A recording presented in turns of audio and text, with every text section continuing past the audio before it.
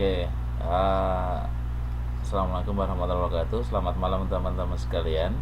Kita ketemu lagi di kita ketemu lagi di kuliah Tuton edisi kesekian pada modul ke-8 penjadwalan jangka pendek. Insyaallah kita akan nanti sambung dengan modul ke-9, modul terakhir, sebagai kelanjutan dari modul ke-8 ini. Oleh karenanya saya minta waktunya sebentar hari ini, malam ini. Malam ini kita akan bahas tentang penjadwalan, di mana nanti akan ada empat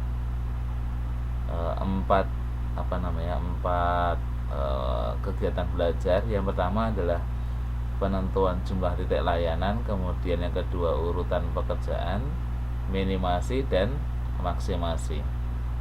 Nah, karena ini hitungan, tolong perhatikan, mungkin biar jadi tidak ngantuk. Yang pertama adalah tentang penentuan jumlah titik layanan. Jadi dalam hal ini, dalam penjadwalan ini dikenal ada dua tipe penjadwalan. Yang pertama adalah forward scheduling dan forward scheduling. Jadi ada forward penjadwalan maju, ini penjadwalan forward maju, dan scheduling for backward scheduling, yaitu penjadwalan yang menghitung mundur. Nah, itu pengertiannya. Jadi ada forward scheduling dan backward scheduling. Nah, kemudian di dalam layanan ini ada beberapa titik layanan. Yang pertama ada layanan yang berjalur tahapnya tunggal, tapi jalurnya juga tunggal. Kemudian yang kedua ada tahap ganda, jalurnya tunggal. Kemudian ada tahapnya tunggal, jalurnya ganda, dan tahap ganda, jalur ganda. Nah, apa yang membedakan? Pertama akan saya bahas dulu apa yang membedakan antara tahapnya tunggal dan jalurnya tunggal. Bisa dibayangkan Anda pergi ke ke supermarket, misalkan di sini ada di 7-Eleven, itu misalkan ada di 7-Eleven. Nah, ketika Anda bayar, kemudian langsung dilayani oleh kasir. Habis dilayani oleh kasir, apakah ada proses berikutnya? Rata-rata kan tidak ada. Anda membeli barang, kemudian habis itu bayar, sudah. Nah, kalau demikian itu tahapnya tunggal. Tapi kalau setelah itu kemudian ke server berikutnya, berarti nanti tahapnya ganda. Jalurnya tunggal jika yang melayani tahapan itu ada 1 atau 2. Kalau kita lihat kembali ke 7-Eleven yang ada itu, maka rata-rata kan ada dua jalur itu. Meskipun hanya satu tahap kita bayar di kasir, sudah selesai kan satu tahap. Kalau setelah bayar kemudian masih proses apa lagi, dicek barang-barangnya apakah ini dikemas lagi dan seterusnya di orang yang berbeda lagi, maka itu menjadi tahapnya ganda. Nah, ini tahapnya tunggal. Kemudian jalurnya tunggal, ya kalau di dalam toko itu hanya ada satu orang server saja. Tetapi kalau kemudian jalurnya ganda, kayak di manual saya sebutkan lagi, misalkan di Family Mart, di 7-Eleven, itu rata-rata jalurnya ganda. Ada kasir 1, kasir 2. Mungkin kalau toko yang lebih besar, supermarket, kayak di mana? Kalau di Indonesia di Hero, Carrefour lah, mungkin akan lebih dari 2 jalurnya itu, atau servernya akan lebih dari 2. Nah, itu dia yang membedakan gitu ya, antara tahap dan jalur bisa dibedakan. Kemudian tunggal dan ganda itu juga bisa dibedakan. Kalau tunggal ya hanya satu saja, tapi kalau ganda itu 2 atau lebih dari itu. Oke.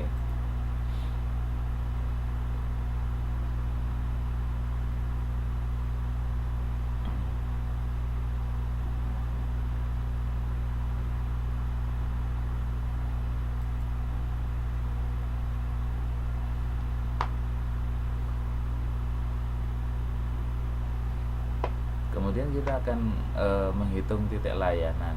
Berapakah titik layanan yang optimal, yang efisien? Bisa ditentukan dengan jumlah titik layanan. Seandainya ini sebagai contoh, pada kasus rata-rata penggunaan mesin fotokopi ini 30 kali dalam 1 jam.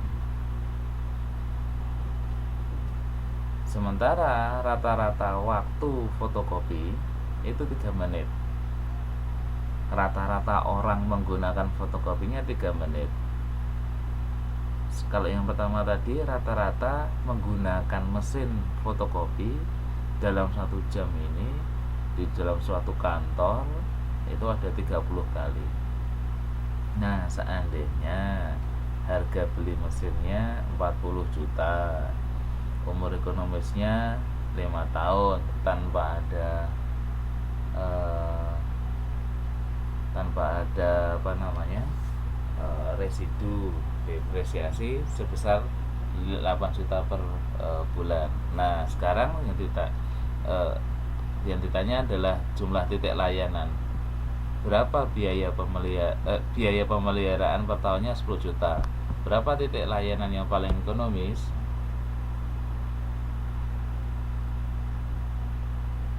Nah, gimana cara menghitungnya?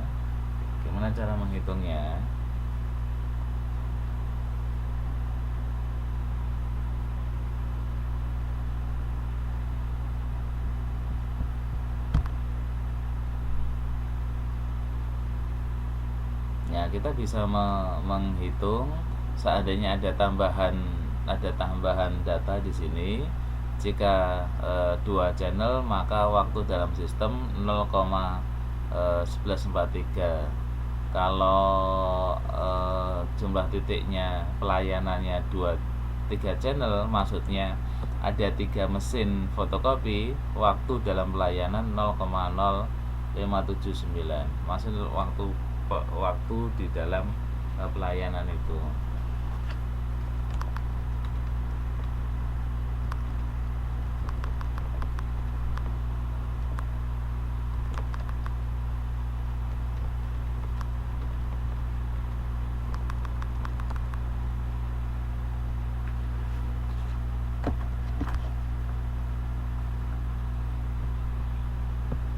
Nah, gimana kita menghitung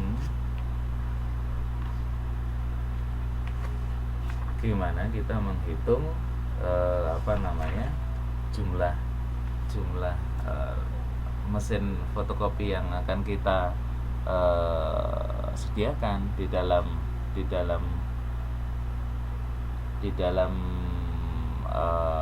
kantor itu. Tuh.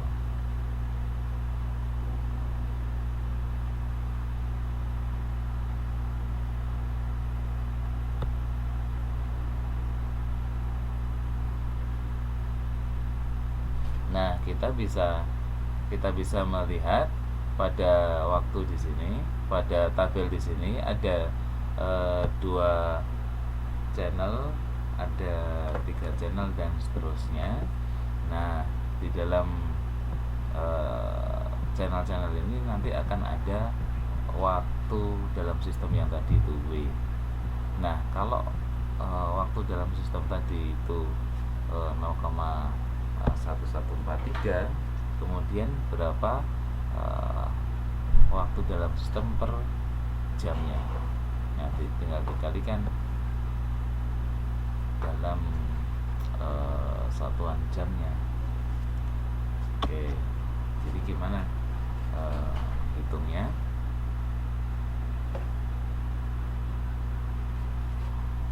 Gimana menghitungnya? Coba. Ketemu 3,429. Mungkin ada yang sudah mempelajari. Ada?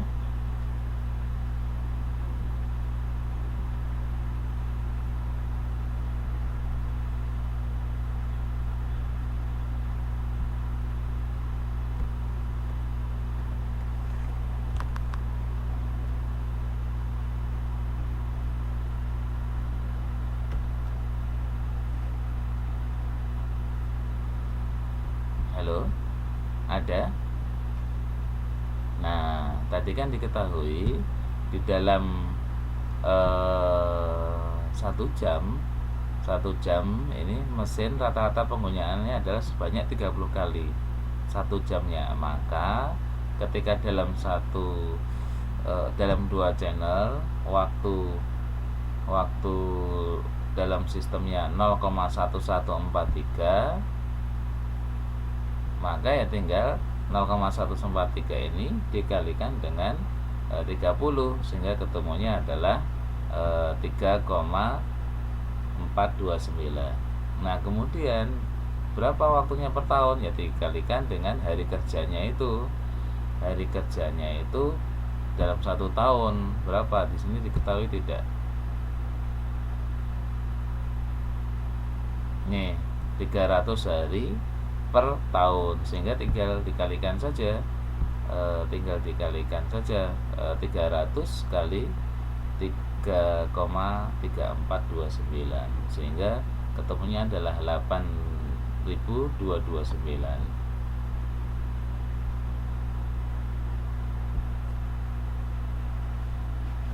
Tuh.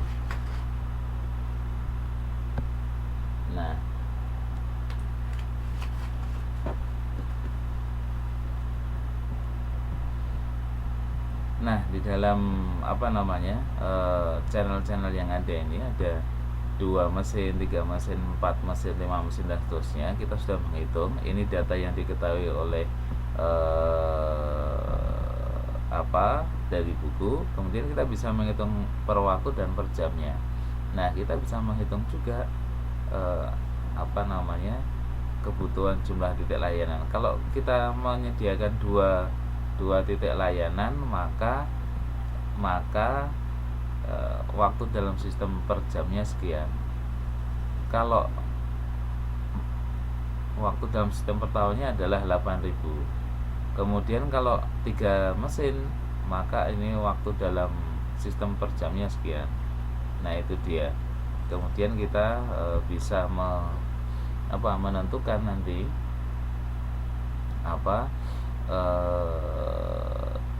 jumlah biaya per tahunnya. Jumlah biaya per tahunnya jikalau kita menyediakan 2 channel atau 3 channel, 4 channel, 5 channel dan seterusnya. Jadi ada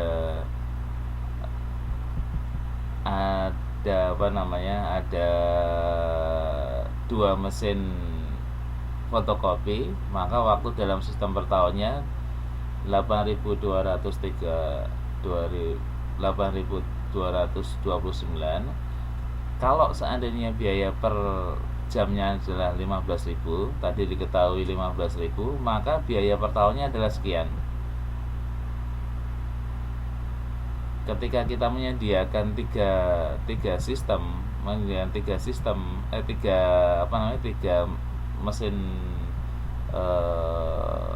mesin fotokopi, maka biaya per tahunnya ternyata lebih rendah. Kemudian ketika menyediakan 4 mesin cuci juga lebih rendah lagi. Nah, kita bisa menentukan seberapa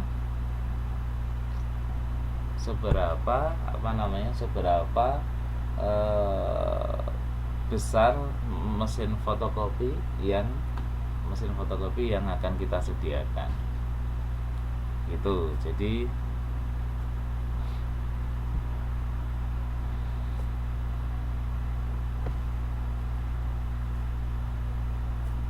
Jadi di dalam penentuan jumlah titik layanan ini, dalam hal ini penentuan jumlah mesin fotokopi ini, kita bisa meningkatkan menyetarakan dengan biayanya. Nah, kita bisa menambahkan 3 atau 4 atau berapa sesuai dengan kemampuan. Jangan sampai seperti ini, cuman dua channel tapi ternyata lebih tinggi daripada menyediakan 3 channel. Seperti itu. Dengan 3 channel ternyata lebih murah, meskipun mengadakan membeli mesin fotokopi yang baru tetap lebih banyak, tetapi ternyata biaya per tahunnya itu lebih murah, biaya per jamnya sama, tapi waktu dalam sistem per tahunnya kan lebih sedikit, sehingga total biaya per tahunnya juga lebih sedikit. Demikian. Kalau ada pertanyaan silahkan.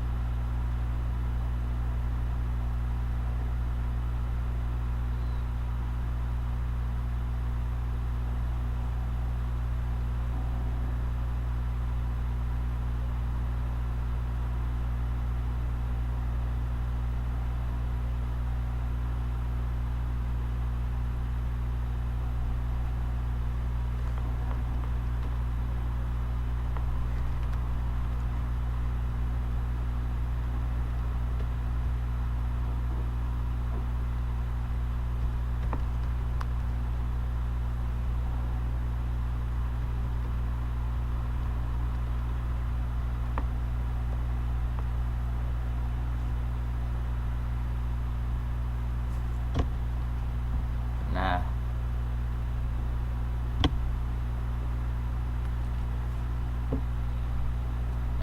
oke, pertanyaan tentang waktu dalam sistem. Jadi di sini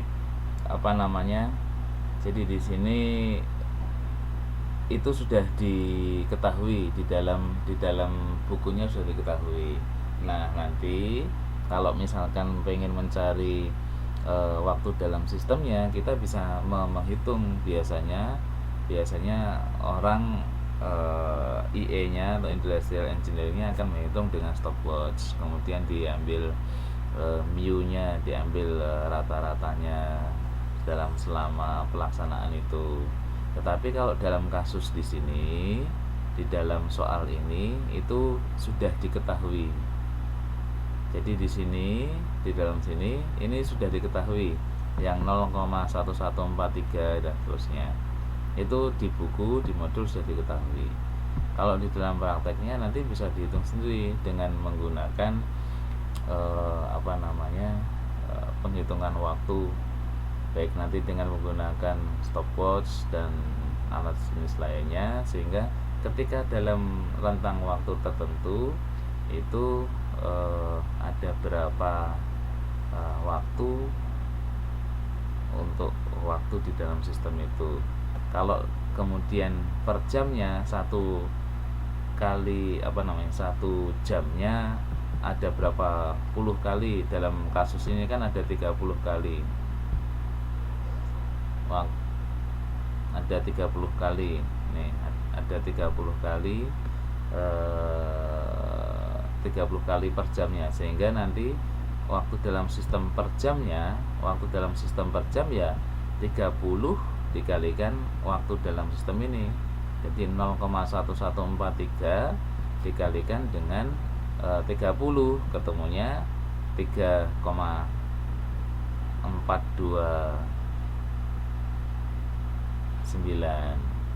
Kemudian yang ini 0,0579 dikalikan 30, karena kan tadi di soal diketahui rata-rata penggunaan mesin fotokopinya kan adalah 30 kali dalam 1 jam. Nah, maka tinggal 30 kali dengan waktu dalam sistemnya. Oke, ini kebablasan sebentar.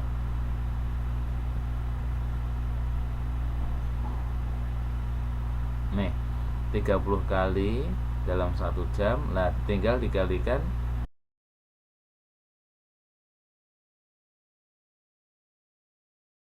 dengan waktu dalam sistemnya per jam. Nanti kalau yang per tahun tinggal dikalikan 300, karena diketahui tadi dalam 1 tahun itu hari kerjanya 300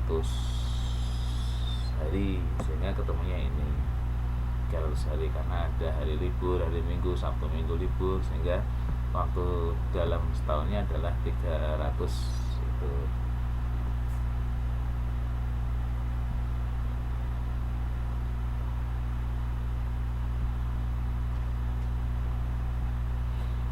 Tuh, kemudian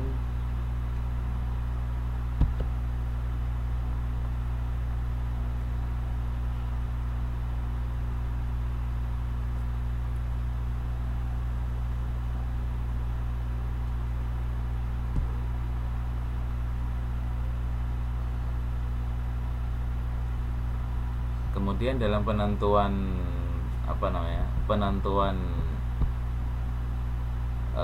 jumlah titik layanan, setelah tadi kita mengetahui biaya stafnya, ini tadi kan biaya stafnya sudah kita ketahui. Untuk perharinya, dalam kasus ini tidak itu bisa juga dihitung. Kalau per hari berarti kan tadi 1 hari 8 jam, ya tinggal dikalikan ini. Tinggal dikalikan ini kan per jam. Nah, dikalikan 8, karena kan 1 hari 8 jam kerja. Tinggal 3,4 kali 8. Ketemunya berapa? Kalau per tahun 3,429 kali 300, ketemunya ini. Nah, kemudian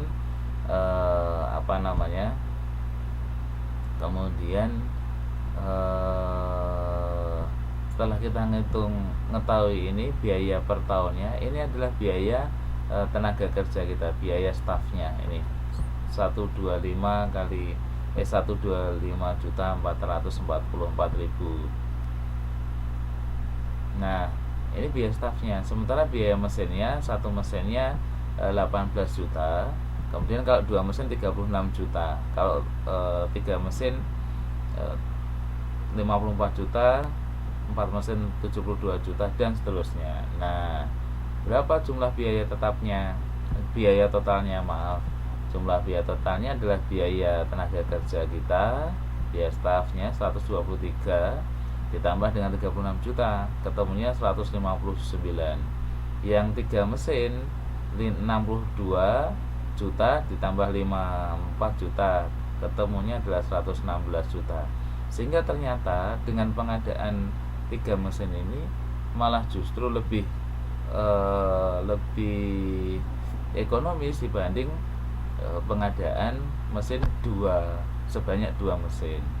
Tetapi kalau lebih dari 3, biayanya totalnya ternyata juga lebih tinggi, sehingga kita bisa menentukan jumlah titik layanan, dalam hal ini jumlah mesin fotokopinya adalah sebesar 3 mesin saja. Itu yang paling ekonomis. Kalau ada pertanyaan lagi silahkan, monggo.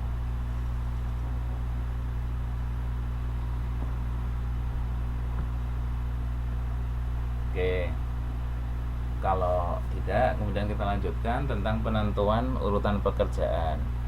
Jadi di dalam sistem pekerjaan, sistem pelayanan urutan pekerjaan itu ada 4 paling tidak yang perlu diketahui sistem-sistemnya. Yang pertama adalah FCFS, first come first serve. Yang datang duluan dilayani duluan itu. Yang datang duluan, yang datang duluan, yang pertama dilayani. Itu first come first serve. Nah, kemudian ada juga sistem pelayanan yang kedua, shortest processing time. Jadi siapa yang dilayani dulu, yaitu yang mempunyai waktu proses terpendek. Waktu terpendek, kemudian dilayani dulu. Oh, ini mau jahit, yang dijahit bagian yang paling cepat dulu, yang mana, kayak gitu. Kemudian kalau longest processing time, maka ini kebalikan dari shortest. Yang didahulukan adalah waktu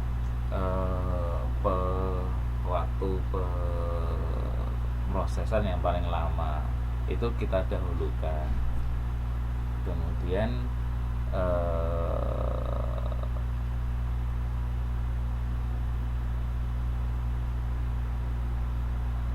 earliest due date, ini penentuan pekerjaan yang mana dilakukan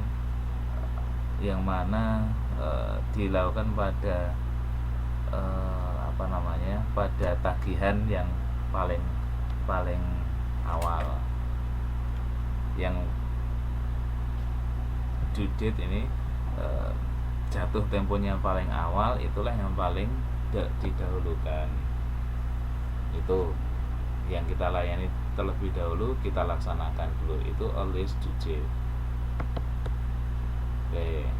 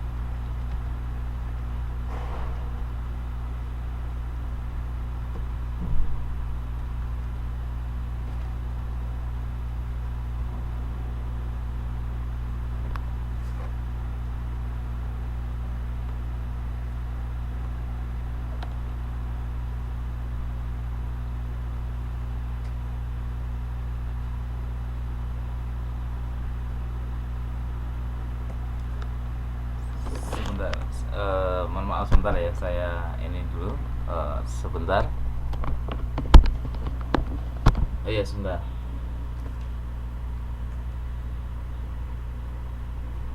Mas Fikri.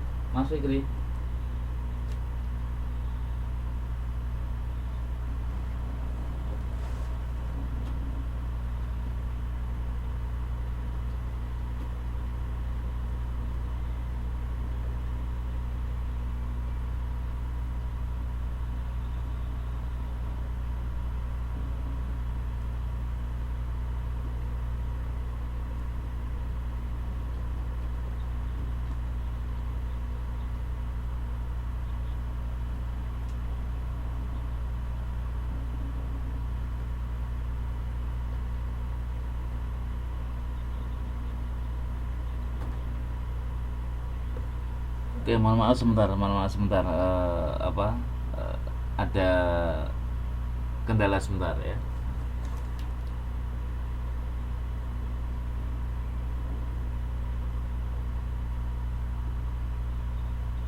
Ya Mas. Ya, halo. Bisa dengar suara saya? Waalaikumsalam Mas. Halo.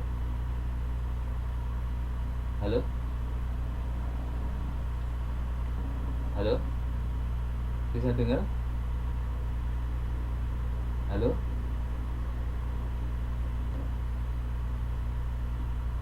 Halo? Halo Mas?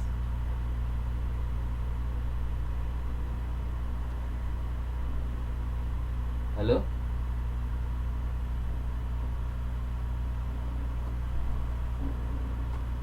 Itu Mas jadwalnya udah saya chatkan itu. Udah saya chatkan di Skype. Halo Mas? Halo? Iya, iya. Itu sudah saya chatkan di Skype.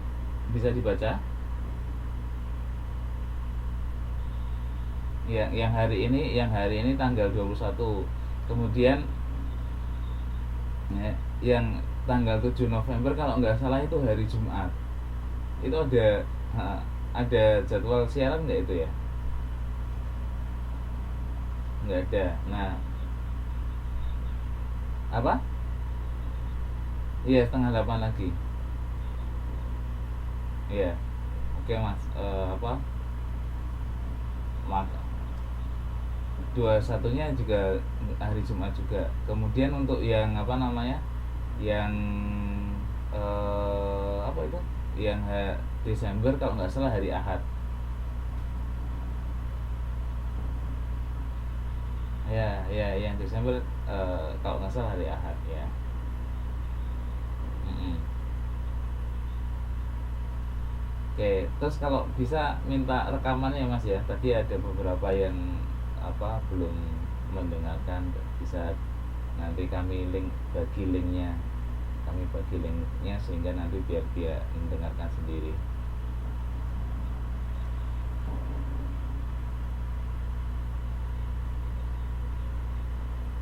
Oke, ya. Oke, makasih Mas, nanti ketemu lagi insya Allah tanggal 7 November ya. Ya, tanggal 8. Ya, semoga nggak mulur lagi kayak tadi. Ya, ya. Oke, makasih Mas Fikri. Assalamualaikum.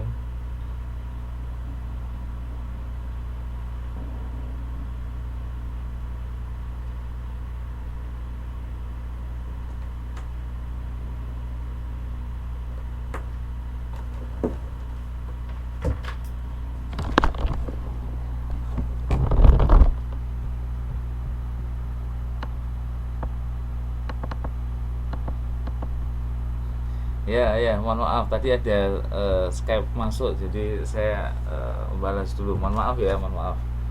Oke, mohon maaf. Saya ulangi lagi, kembali lagi ke pelajaran. Halo, bisa dengar? Sekarang halonya halo yang dituton sekarang.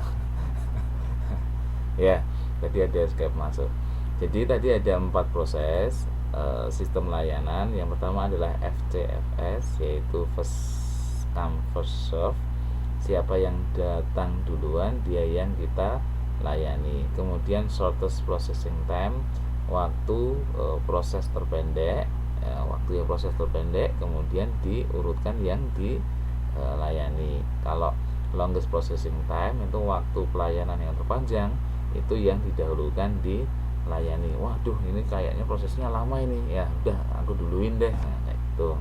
Kalau earliest due date itu jatuh temponya yang paling dekat, itu yang paling dilaksanakan terlebih dahulu. Misalkan Anda ngambil 4 mata kuliah, ada tugas nih, masing-masing ada tugas. Tagihannya yang paling dekat, misalkan besok itu harus dikumpulkan, besok hari Rabu itu harus dikumpulkan. Nah, Anda mengerjakan yang jatuh tempo yang paling dekat dengan sekarang ini, yaitu besok itu mata kuliah yang besok itu harus ngumpulin, ya Anda kerjakan dulu, itu yang earliest due date. Nah, kita coba lihat satu persatu untuk dalam penentuan urutan resep di apotek. Jadi apakah resep A dulu yang dilaksanakan, B dulu, dan terusnya. Oke ya. Seandainya ini ada urutan resep yang diterima 1, 2, 3, 4, 5, ini urutannya sampai 6 dengan kode resep A sampai F. Perkiraan waktu prosesnya adalah seperti ini. Oke ya. kita coba hitung satu-satu dengan sistem layanan yang 4 tadi.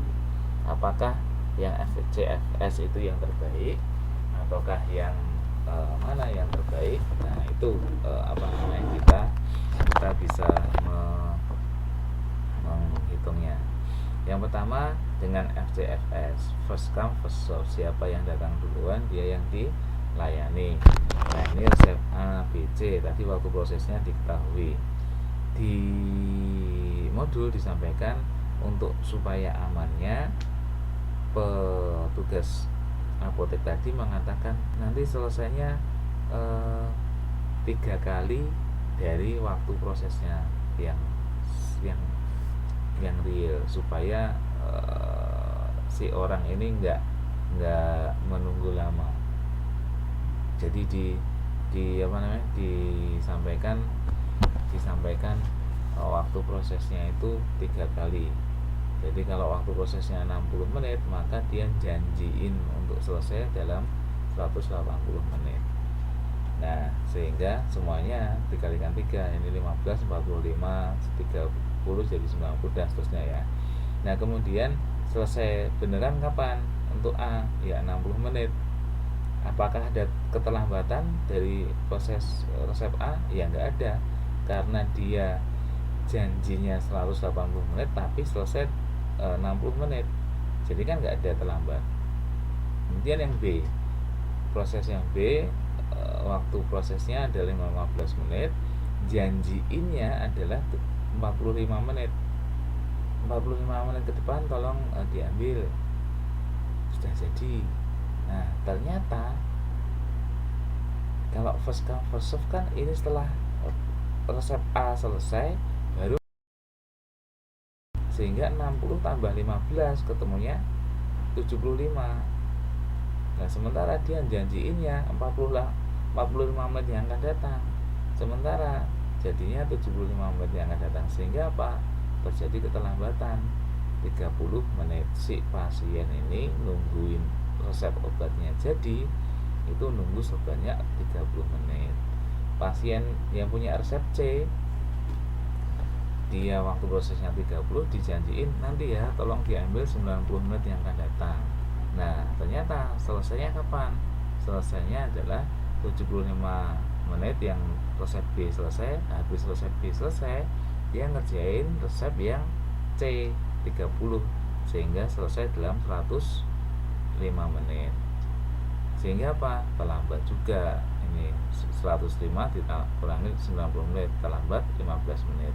Demikian seterusnya, sehingga total keterlambatannya adalah 295 menit. Rata-rata si pelanggan menunggu sebanyak 49 menit. Jadi 295 dibagi 6 ketemunya ini. Nah, walaupun sebenarnya si A nggak melayani, nggak mengalami keterlambatan. Untuk yang FCFS ada pertanyaan? Kalau ada pertanyaan silahkan. Untuk FCFS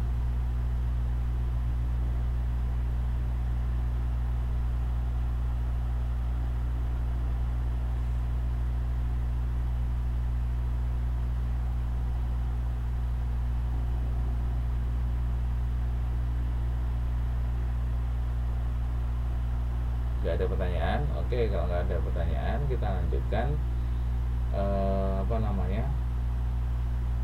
kita lanjutkan pada sistem pelayanan yang kedua, yaitu SPT. Apa tadi SPT? Shortest Processing Time, waktu proses terpendek. Nah, waktu proses terpendek caranya kita urutin dulu. Dari resep-resep yang ada kita perkirakan, waktu yang paling pendek yang F 10 menit, habis itu yang B 15 menit, yang D 20 menit, C 30 menit dan seterusnya. Oke ya. Jadi waktu proses terpendek ini caranya, langkah pertama kita urutkan waktu proses yang paling pendek ke paling lama. Kalau tadi kita ngurutinnya ya yang datang duluan kita proses, sehingga urut datangnya A, B, C, D, E, F gitu. Kalau ini yang diurutkan adalah yang paling pendek duluan nih, paling pendek duluan 10 menit, 15 menit dan seterusnya. Oke ya, dan seterusnya. Nah, bukan sebaliknya, kebetulan ini bukan sebaliknya Mbak Tri, kebetulan ini keurutannya seperti ini. Bisa saja habis F, nah ini contohnya F, B, kan enggak F, kemudian E, kemudian D, kemudian C, B, A, kan enggak. Jadi kalau sebaliknya berarti urut A, B, C, D, E, F, F, E, D, C, B, A, enggak. Jadi sesuai waktu prosesnya ya, diurutin waktu prosesnya. Kebetulan juga waktu prosesnya ini apa namanya ya memang harus diurutin yang dari paling pendek ke paling panjang, paling lama. Selesai janji selesainya 3 kali dari waktu proses. Sebenarnya si apotek ini udah jaga-jaga jangan sampai ada yang menunggu lama, sehingga dia janjiin 3 kali waktu prosesnya.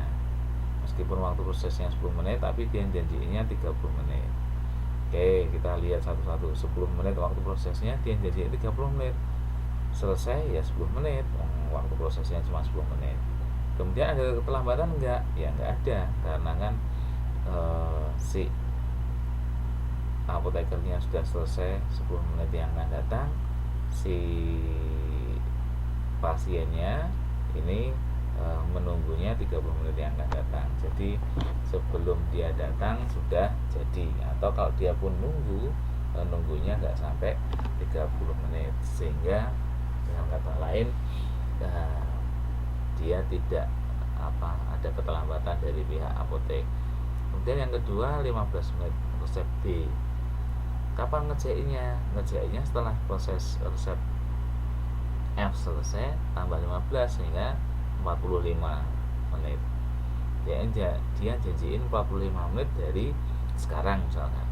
Nah, kemudian selesainya kapan? Selesainya 10, yang resep F tadi ditambah 15, ketemunya 25. Apakah terlambat? Enggak, jadi 0 menit. Kemudian resep D 20 menit, janjinya 20 kali 3 60 menit, ya kan. Nah, kapan selesainya? Ya selesainya resep B ditambah 20 menit sehingga 45 menit. Apakah terlambat? Ya enggak terlambat. Begitu terus caranya, dengan cara yang sama, maka ternyata dengan SPT ini tidak ada keterlambatan.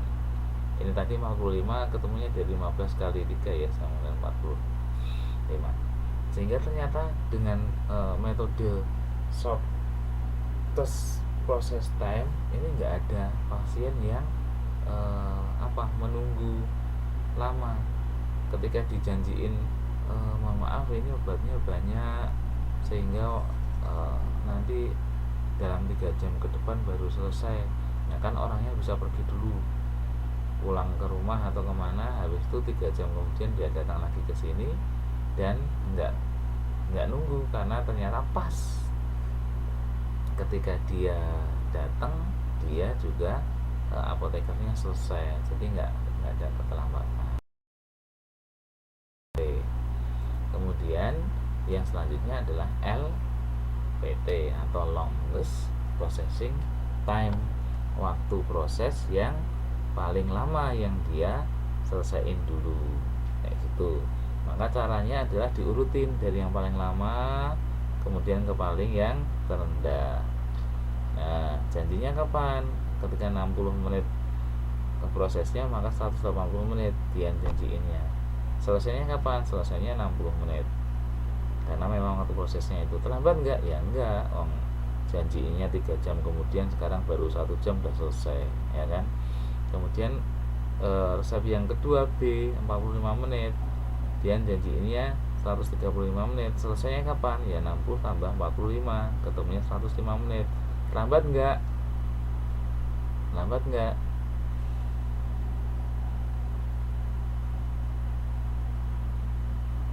belum, ini enggak terlambat, ini 135, ini 105, jadi enggak terlambat, ini enggak terlambat, ini harusnya ini enggak terlambat. Oke, ini enggak terlambat karena kan 60 menit ditambah 45 menit kan berarti 105 menit, sementara janjinya dia 135 menit, jadi enggak terlambat, ini 0 menit, ini tolong dikoreksi. Kemudian yang resep C 30 menit, yang janjinya 90 menit yang akan datang.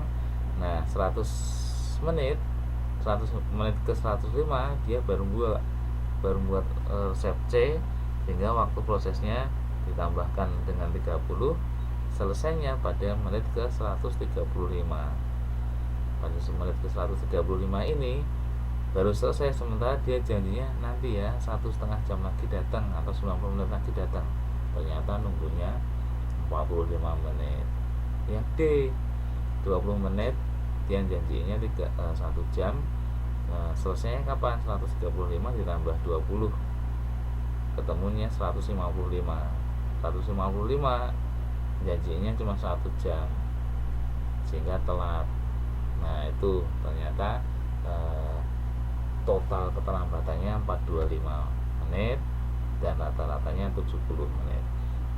Jadi ternyata dengan LPT ini untuk kasus apotek dan resepnya ternyata juga mengalami keterlambatan, tetapi keterlambatannya lebih besar apa lebih pendek dari si FCFS tadi, saya lupa. Lebih pendek yang FCFS. Oke, kemudian yang terakhir, metode yang terakhir adalah earliest due date. Waktu jatuh tempo yang paling awal jatuhnya dialah yang paling awal dikerjakan. Itu nih earliest due date. Jadi kita langkah pertama adalah menentukan resep mana yang akan jatuh tempo. Yang jatuh tempo kita dahulukan ya, kita dahulukan dulu yang jatuh tempo. Nah dalam hal ini yang jatuh tempo ya waktu prosesnya ini ada yang datang, kemudian waktu prosesnya 10 menit 15 menit, ya dikerjakan yang jatuh temponya 10 menit. Kebetulan ini urutannya sama dengan yang SPT tadi. Secara kebetulan urutannya sama dengan yang SPT tadi, sehingga hasilnya juga sama dengan yang SPT tadi, tidak ada keterlambatan dan seterusnya, kebetulan. Nah kemudian metode mana yang paling cocok? Ya tergantung dengan jenis layanannya. Kalau dalam kondisi normal, misalkan yang ada di rumah sakit, ya first come first serve itu yang didahulukan. Tapi kalau kemudian di UGD, meskipun ada orang yang datang duluan, kemudian ada orang datang ke 10, lebih akhir datangnya, tapi kalau dia sakitnya lebih parah, kritis, ya dia yang harus didahulukan. Nah jadi ini tergantung dengan sistem tergantung jenis pelayanannya. Kalau di toko, misalkan kita di toko mau beli, di kasir ada antrian.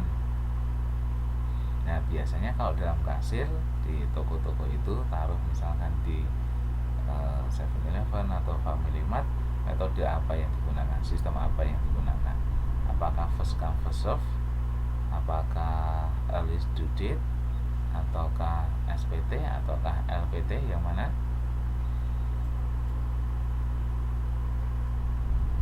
Kalau yang di toko-toko itu pada umumnya yang first come first serve. Oke, kemudian yang ketiga, model penugasan dan minimasi biaya. Ini salah satu cara untuk meminimalkan biaya yang terkait dengan input, baik biaya maupun waktu. Jadi meminimasi biaya ini meminimalkan hal-hal yang terkait dengan input, baik itu biaya-biaya, waktu,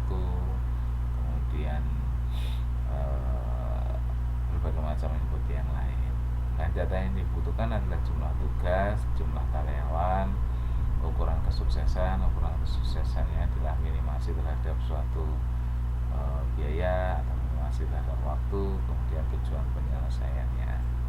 Yaitu data yang harus ada untuk menghitung penugasan pada minimasi biaya.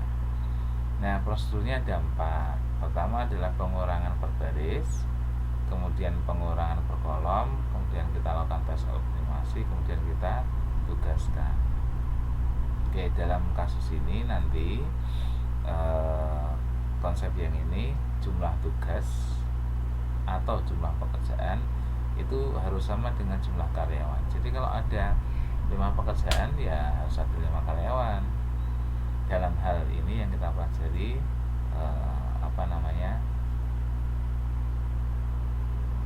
jumlahnya harus sama. Oke.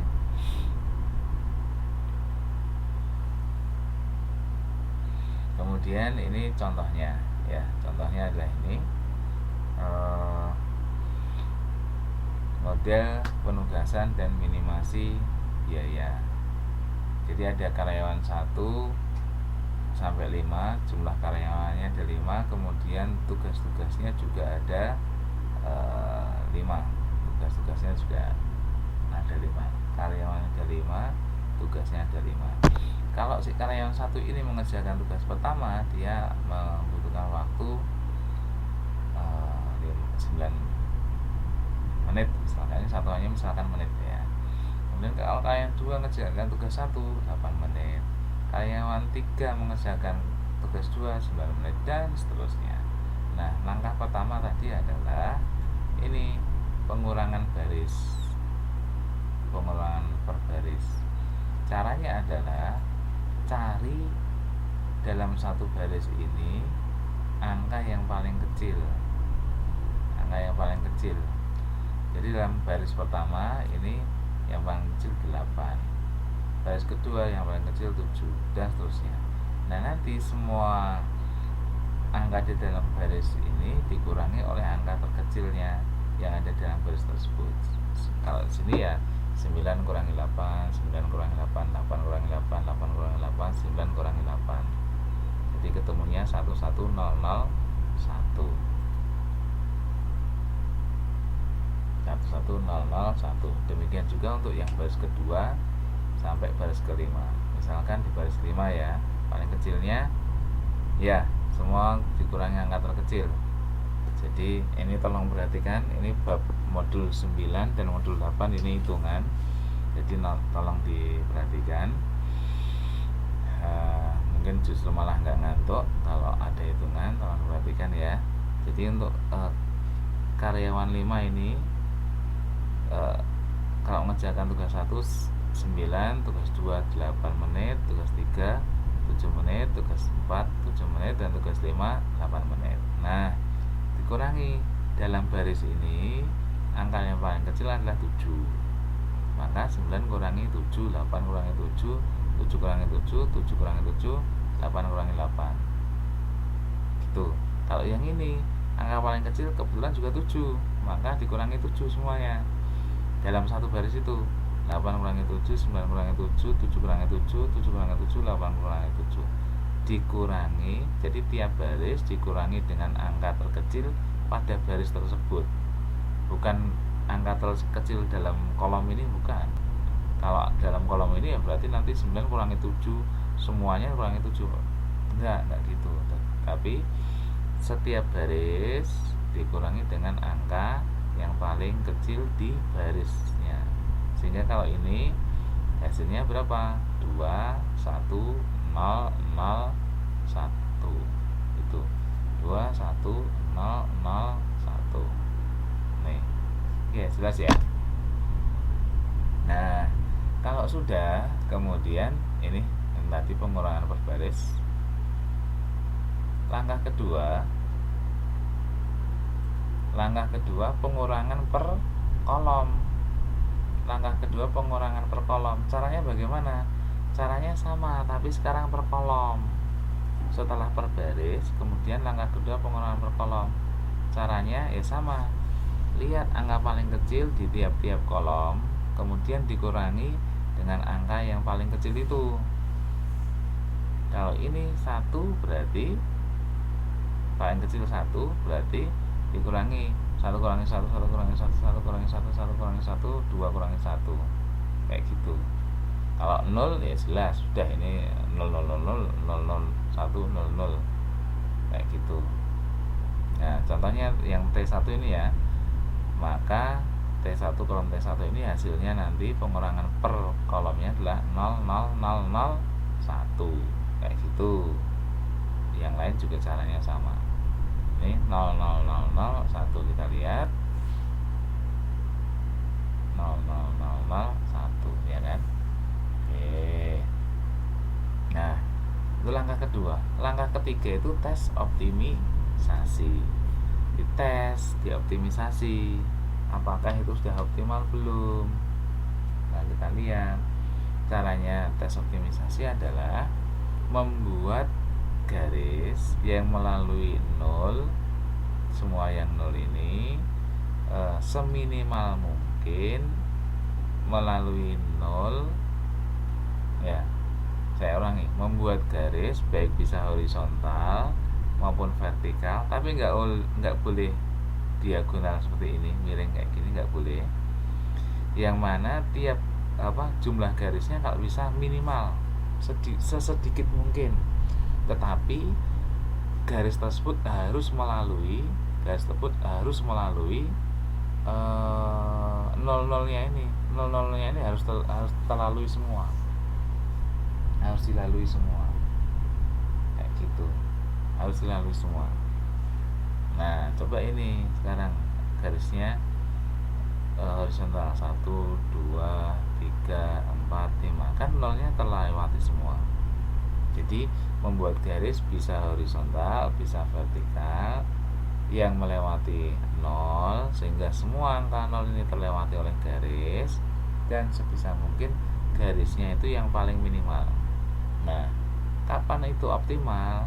Optimal jika jumlah garis 1 2 3 4 5 itu sama dengan jumlah baris.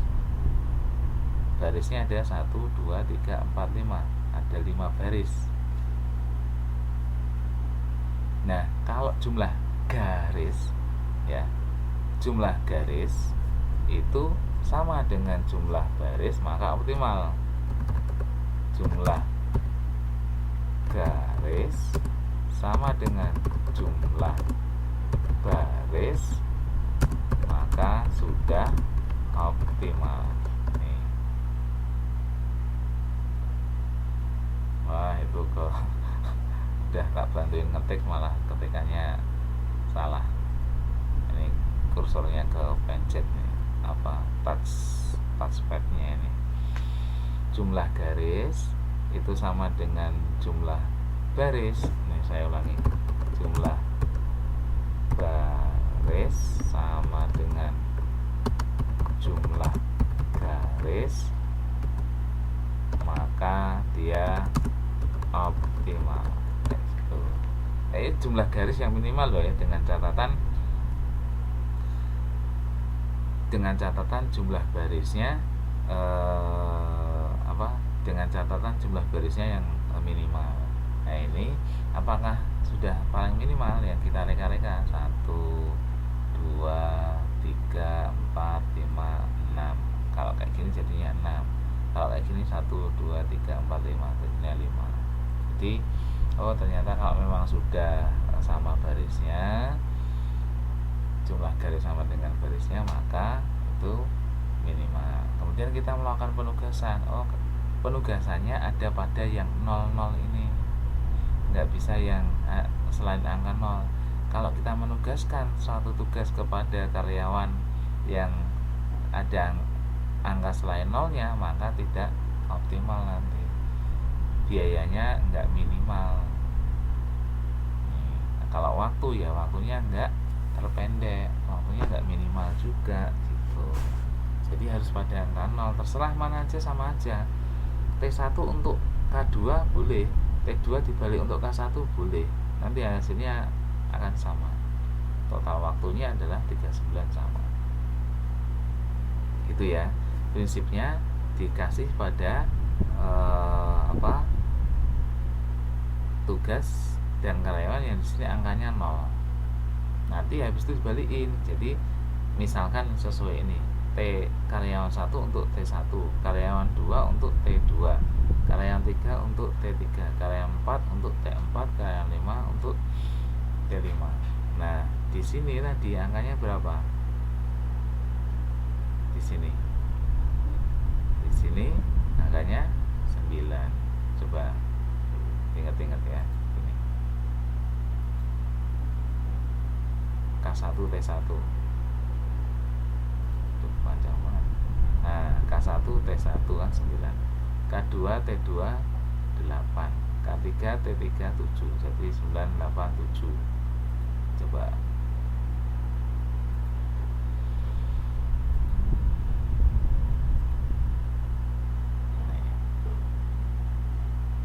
sehingga ditambah 9, 8, 7, 7, 8, totalnya adalah 39 jam. Jadi totalnya adalah 39 jam. Seperti itu. Ada pertanyaan silahkan.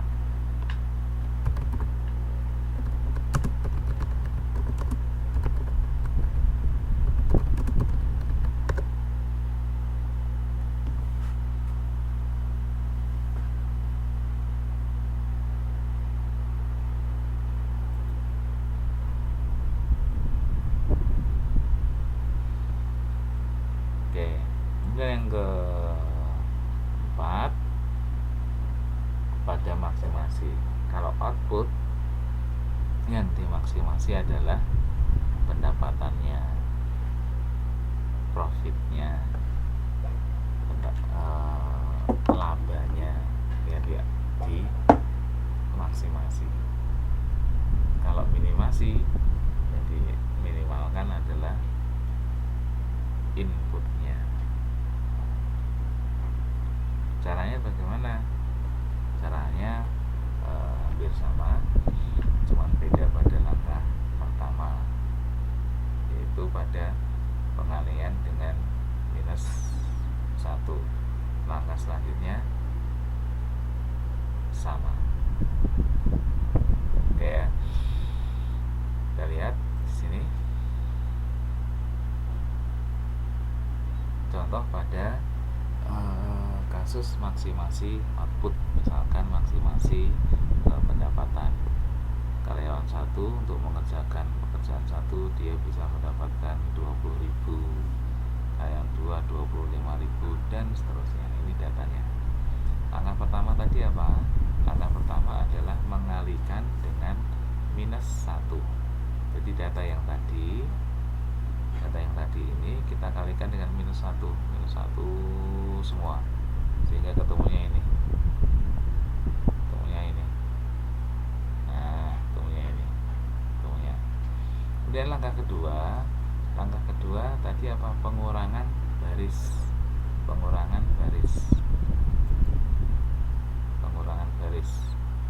Jadi pada tiap baris dikurangi oleh angka paling kecil.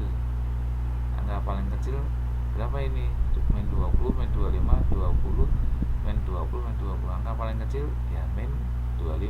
Ingat ini minus loh ya, bukan positif. Kalau positif 25 lebih besar dari 20. Tapi ini minus, sehingga paling kecil 25. Ini K2, baris K2 paling kecil min 30. K3 paling kecil min 30.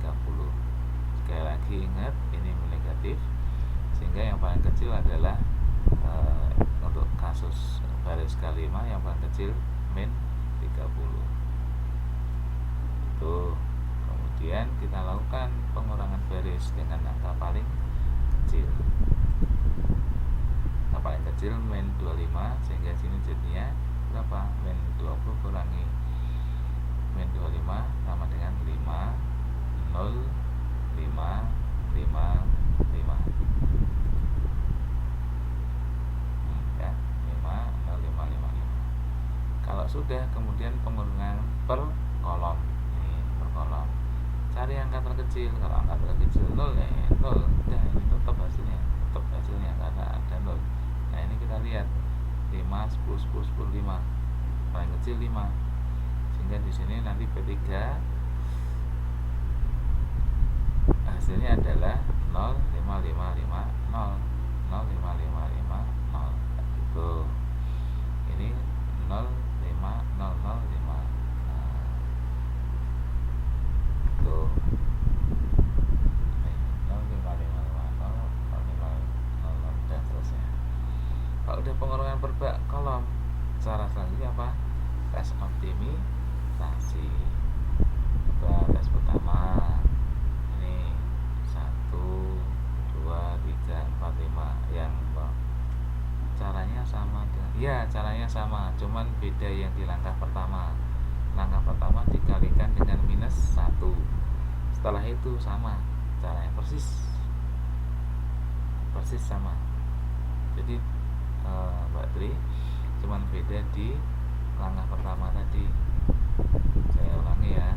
Langkah pertama dikalikan dengan minus 1 sehingga hasilnya min 20, min 30, min 30, min 30, min 30. Ini datanya.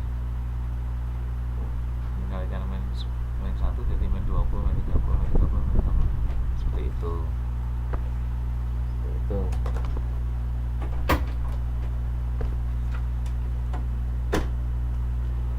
Oke, ada pertanyaan lagi?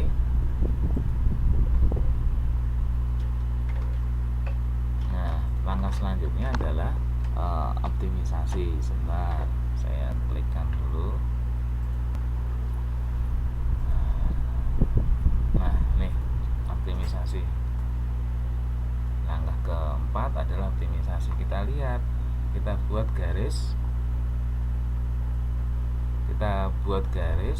yang melewati angka 0, baik horizontal maupun vertikal boleh, vertikal semua boleh, horizontal semua boleh, kombinasi juga boleh.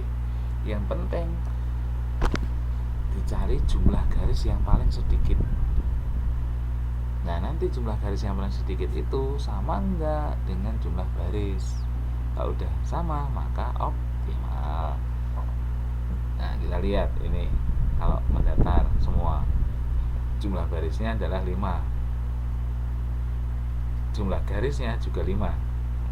Maka udah sama. Apakah optimal? Ya belum tentu, karena kan siapa tahu ini bukan jumlah yang minimal, jumlah garis yang minimal. Coba ini dengan mendatar semua ada 5. Kalau misalkan vertikal semua 1, 2, 3, 4, 5 juga 5. Kalau dikombinasi, nah kalau dikombinasi ternyata kayak gini jadi 4. 1, 2, 3, 4. Nah, jumlahnya 4, lebih sedikit. Dan jumlah yang sedikit ini apakah sama dengan jumlah barisnya? Barisnya ada 5, garisnya ada 4, sehingga apakah optimal? Optimal enggak? Halo? Optimal enggak? Ya tidak. Gimana kalau tidak optimal? Ya kemudian dilakukan penyesuaian lagi. Dilakukan penyesuaian. Gimana caranya penyesuaiannya? Penyesuaiannya adalah jumlah angka-angka yang tidak terkena garis ini dicari angka paling kecilnya. Angka yang paling kecil adalah 5. Oke. Nah, yang tidak terkena garis merah ini dikurangi dengan angka terkecilnya. 5 kurangi 5, 0, 5 kurangi 5, 0, 10 kali kurangi 5, 5, 5 kurangi 5, 0, dan seterusnya. Nah, kemudian angka yang kena 2 garis ini, K1, P1 yang K5 ini kan kena 2 garis, mendatar dan vertikal. Ini ditambahkan dengan angka yang minimal tadi di sini. Jadi 5 ditambah 5 nanti ketemunya 10. Nah, terus habis itu yang ini 0 tambah 5, 5 tambah 5, 10, 0 tambah 5, 10. Nah, terus bagaimana yang angka yang tidak kena garis di dua-duanya ini? Yang enggak kena garis dua-duanya alias terkena garis cuma 1, itu kita diamkan saja, sehingga kita lihat. Nah, hasilnya adalah seperti ini. Nih, tadi kan 5 tambah 5 10. Ini jadi 5, jadi 10 tambah jadi 5. Sementara yang lain tadi masih ingat? Ini 5 kurang 5 0, 5 kurang 5 0, 5 kurang 10 10 kurang 5 5. Ini jadi 5 10 5 10.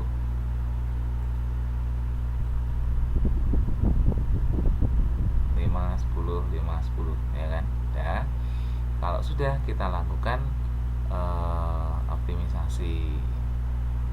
Oke, dilakukan garis, coret garis 1 2 3 4 5. Coba kalau gini 1 2 3 4 5 kalau vertikal. Kalau gabungan ya sama aja 1 2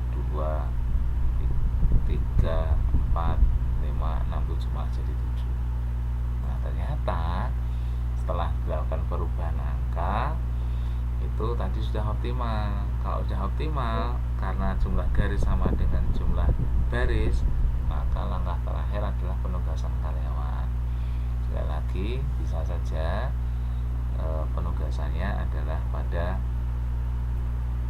pekerjaan 1 dikerjakan oleh bisa karyawan 2, karyawan 3, karyawan 4, bisa pilih salah satu. Silahkan, asal jangan karyawan 10 atau karyawan 5, karena nanti akan menghasilkan output yang tidak maksimal. Oke, pekerjaan 1 bisa 2 3 4.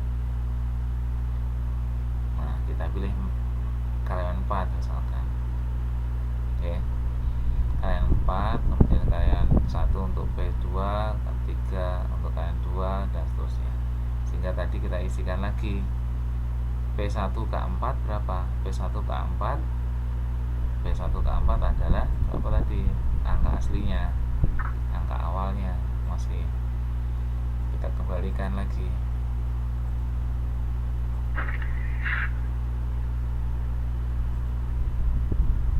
Nih,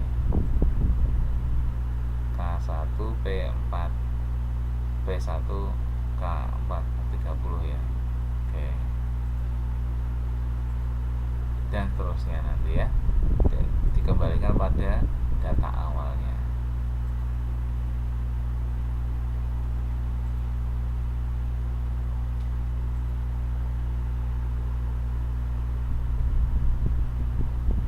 Nah, ini 1 2 3 4 5, ini 30 nya sini. K4, ini K4 untuk P1 ya. K4 untuk P1 ini. K1 K2 3 4. K4 untuk P1 30. Yang lain ini 25 sehingga totalnya 125.000. Ternyata dengan menugaskan K1 untuk P2, K2 untuk P3, K3 untuk P4, K4 untuk P1, dan K5 untuk P5, itu akan menghasilkan pendapatan yang paling besar. Coba aja. Kalau nanti sini K1 P1 nanti nggak akan sampai 125. Kalaupun dibalik-balik juga bisa, P1 untuk K2 misalkan, P2 untuk K3, P3 untuk K4, P4 untuk nggak bisa lagi nih karena kan udah kepakai K4, jadi P4 nya harus K3. Jadi bisa dibolak-balik, tetapi asal satu pekerjaan oleh satu karyawan. Nanti hasilnya akan tetap sama juga, akan tetap sama 125, asal di angka 00-nya ini. Kalau tidak di angka 00-nya mesti lebih kecil kalau untuk maksimasi. Kalau untuk minimasi mesti lebih besar gitu. Kalau ada pertanyaan silahkan. Sebelum menginjak ke modul 9, modul terakhir.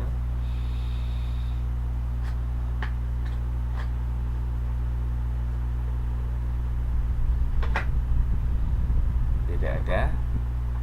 Lanjut ya. Oke, lanjut. Terima kasih. Kalau demikian tolong tunggu sebentar, saya akan upload untuk yang modul 9-nya dulu ya. Sebentar, tolong tunggu sebentar karena mungkin akan butuh waktu loading beberapa lama. Oke, Demikian untuk yang modul 8. Kita lanjutkan sebentar lagi di modul ke 9. Sebentar.